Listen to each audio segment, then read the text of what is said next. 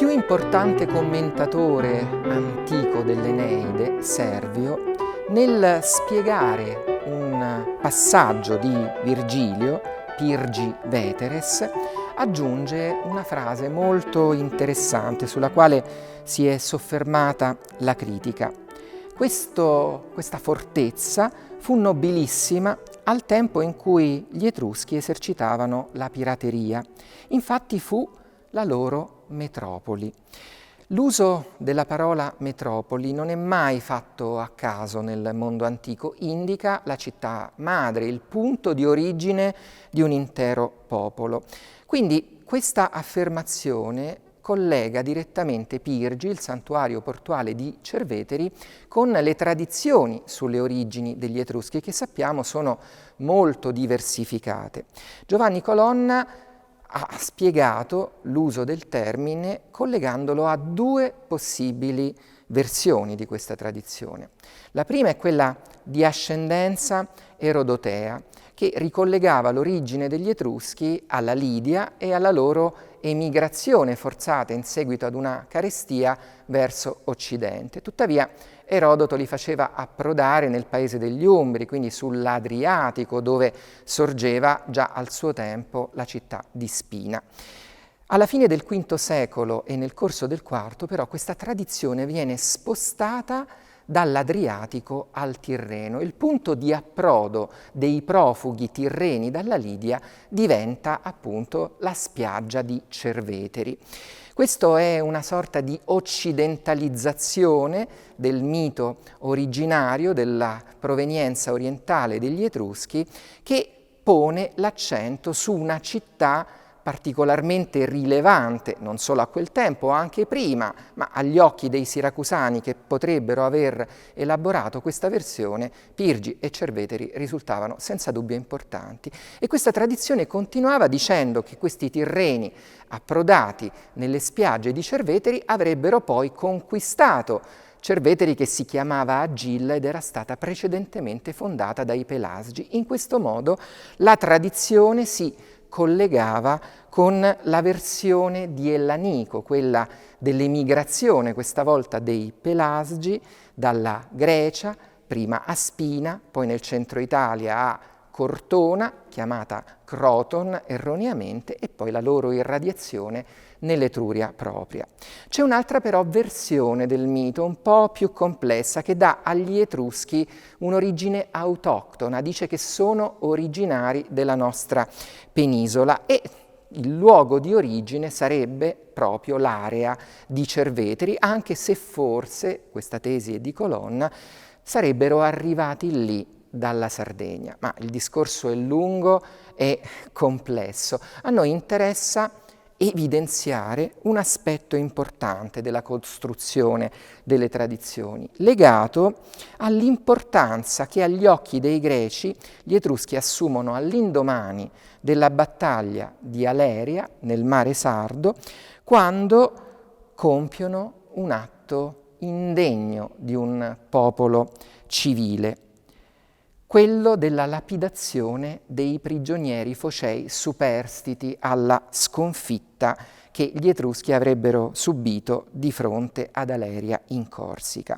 Nel luogo dove vennero lapidati, Erodoto infatti dice che più tardi tutti gli esseri che passavano per quel luogo in cui giacevano i focei divenivano storpi e monchi e invalidi, ugualmente le greggi, gli animali da tiro e gli uomini.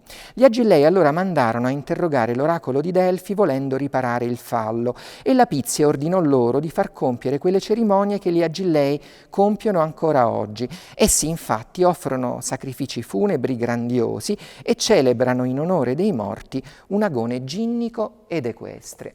Nascono quindi, in seguito a questo atto indegno, dei giochi, dei sacrifici, evidentemente in onore di divinità che sono probabilmente le stesse collegate a quel Apollo che aveva espresso il suo parere. Infatti noi sappiamo che anche in un settore del santuario di Pirgi era venerato un Apollo con funzione oracolare, anche se era un Apollo etrusco, Shuri, un Apollo infero, legato anche all'idea che il sole tramonta proprio in quel mare sul quale Pirgi si affaccia. Il santuario di Delfi era certamente il santuario più importante della Grecia.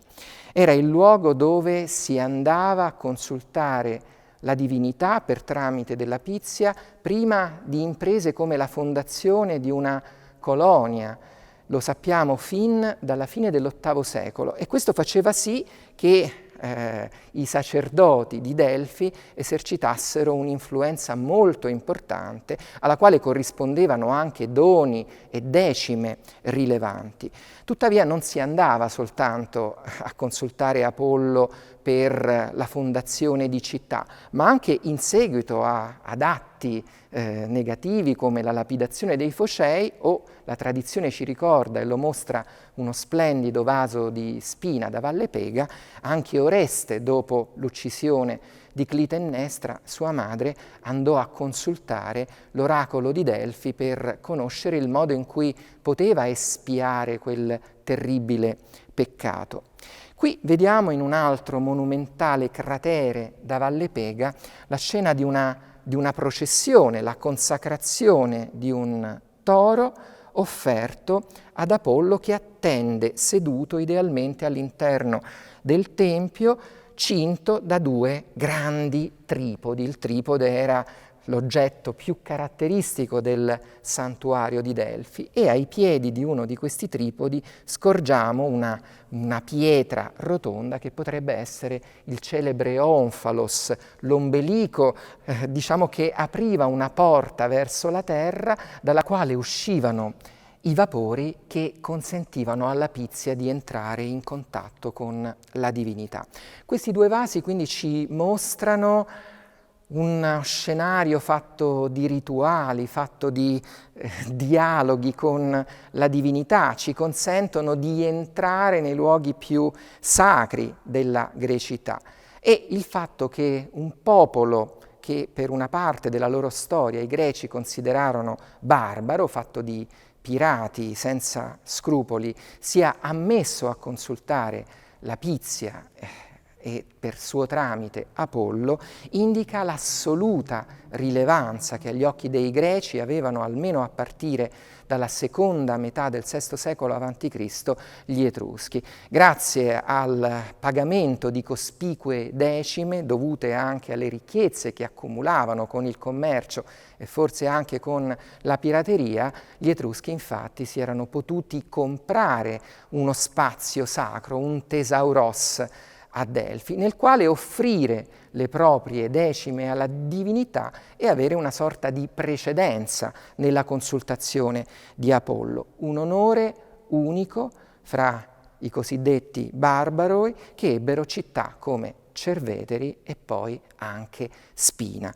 E questo la dice lunga quindi dei rapporti fra i greci e i tirreni, della loro evoluzione e del significato che questi popoli e queste città dovettero avere agli occhi dei greci, al punto da indurli a riflettere sulle loro origini e sul perché in epoche evidentemente anche molto lontane e precoci tutto ciò era stato possibile.